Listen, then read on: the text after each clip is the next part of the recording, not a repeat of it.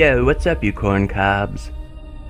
Sometimes the world can be a dark and scary place. Strange and disturbing things seem to always be just beyond our line of sight.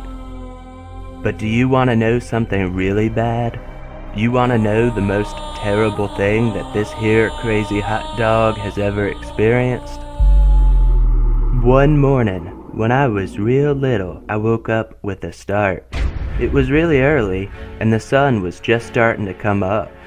It was winter time, and it was fairly cool in the house. But fortunately, I was wearing this full-body pajama thing that zipped up from the back. I had a problem though, and one that had to be dealt with almost immediately. I had to poo.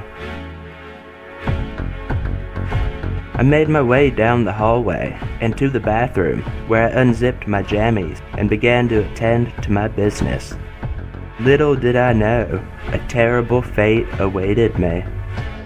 When I was done, I stood, getting ready to zip up my jammies, but as I had started to stand, I felt something weighing my jammies down. I felt something roll down the inside of my jammies. Uh-oh, what could this be? I sat back down and lowered my jammies, looking for the mysterious clump that was now making itself at home against the back of my ankle. When I saw what had occurred, the reality of my situation hit me like a ton of bricks. A terrible thing had happened. I had failed to unzip my jammies properly before sitting down on the toilet. I hadn't realized that beneath my bottom there wasn't water and piping awaiting. Oh no, there was only the inside of my jammies. My morning gift to the waste treatment facility was never received by the intended party. Instead, that little clump of doom had been caught inside my pajamas, waiting for the perfect opportunity to strike. And when I had stood, it had made its move. It tumbled downward, forming a sort of evil snowball before finally coming to rest against my ankle. It was everywhere. It was in my jammies and against my body.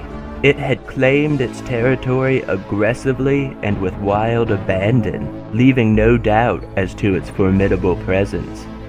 Even as a semi-feral and ill-mannered child, I was something of a germaphobe. When I realized the terrible nature of the situation before me, my adrenaline kicked in.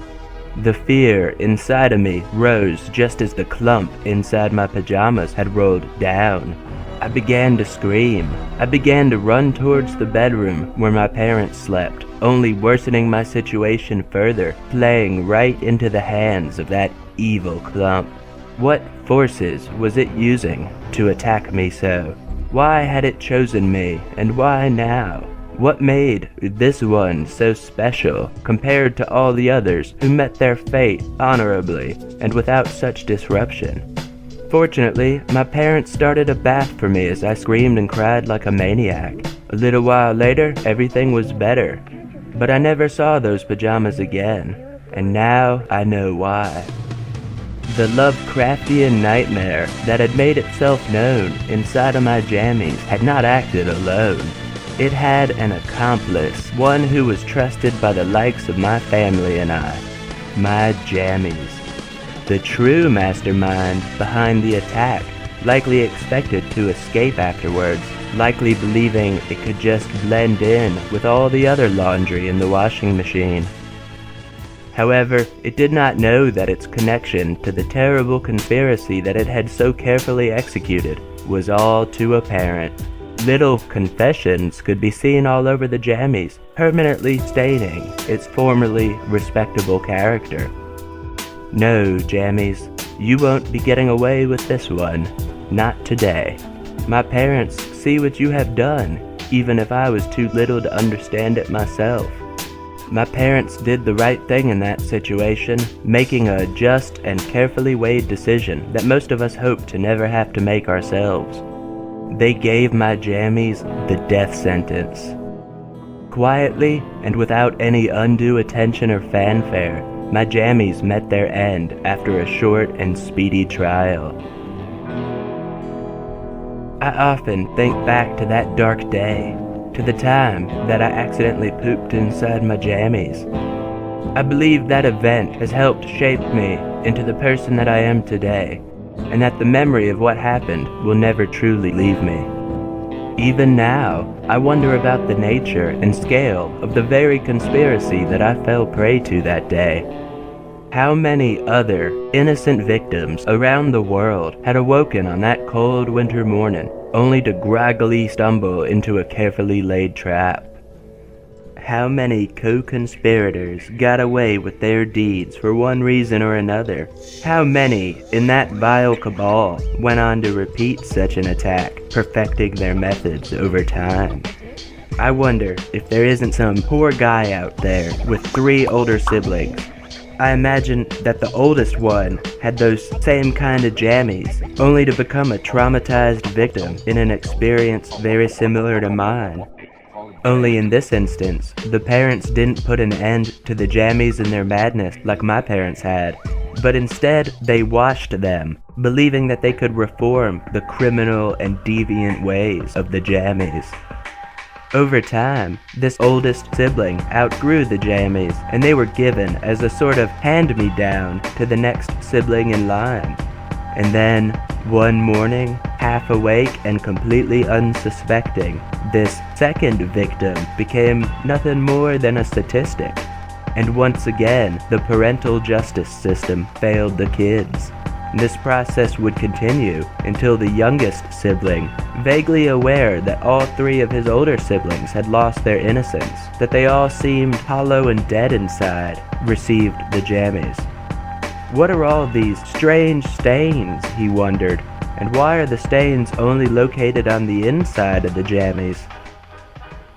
Warily, he put them on one cold winter night as he prepared for bed, and as the jammies began to warm him, they gained his trust. Only he had eaten half a bag of powdered donuts earlier that evening, and little did he know that while he slept, a terrible plan was about to come to fruition. He awoke early the next morning, urgently needing to relieve himself. He rushed to the bathroom and took care of his business. And then, as he stood, the grim reality of his fate became apparent. He realized in that moment that he had blindly stumbled into the workings of a crafty and careful predator. Instantly, he understood why all of his older siblings had become shells of their former selves. Over the years, he approached his older siblings, asking them why they had not warned him about the dangers he faced, and they all had their reasons. "It was too terrible to talk about," said the oldest. "I didn't want to relive the trauma of the experience," said the second. He was just glad to watch passively as their mom handed the jammies down the line. So on and so forth, the process continued until it got to the youngest sibling. To this day, when their family gets together for the holidays, they sit around the dinner table, looking down. Nobody speaks, and they eat in silence. Unable to address the elephant in the room, it is the only thing that any of them ever think about. Unwilling to admit that he had failed his sons, the father had virtually become a mute. Oftentimes he drove around aimlessly, spending as little time as possible with his wife, who he no longer saw as a source of love and warmth, but rather as a constant reminder of the guilt the pair carried for having failed their children so. The mother would spend her waking life in a sort of never-ending, vodka-fueled stupor, hoping to drown out her sorrows. The oldest sibling had attempted to overcome the torment and trauma of what he had experienced by going into the military. He now worked as a private military contractor, but no matter what, he could never truly break free from what he had experienced. All too often, he would take his rage out on unsuspecting foreign nationals, as the clothing worn by people in certain parts of the world reminded him of the source of his pain.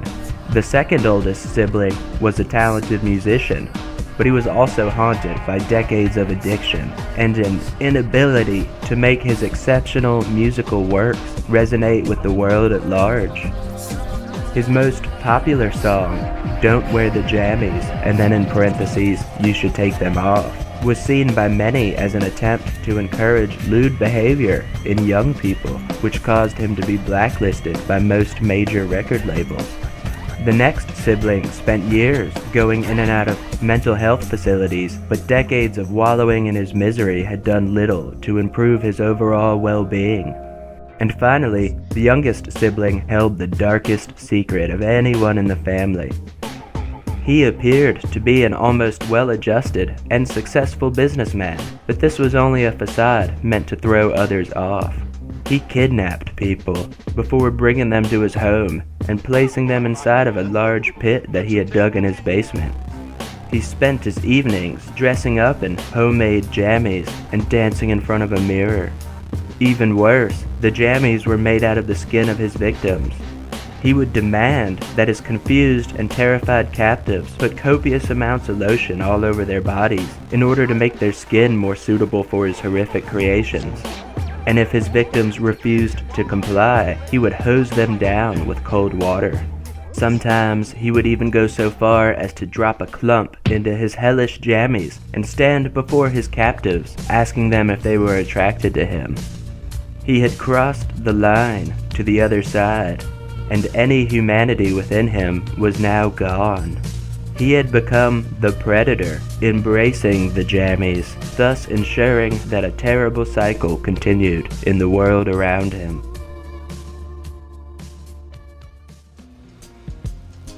I think about all of this, and about what happened to me on that fateful morning all those years ago. There are moments where I feel like the darkness is about to swallow me, but there are other times where I remember that it's important to not give up hope. I often wonder if there are other worlds out there, similar to ours, but with key differences. Who knows? Maybe there's even a world out there where nobody has ever pooped their jammies. Maybe that's what we're meant to strive for down here, in our world. Until then, all any of us can do is try to avoid falling for or perpetuating such terrible fates onto others.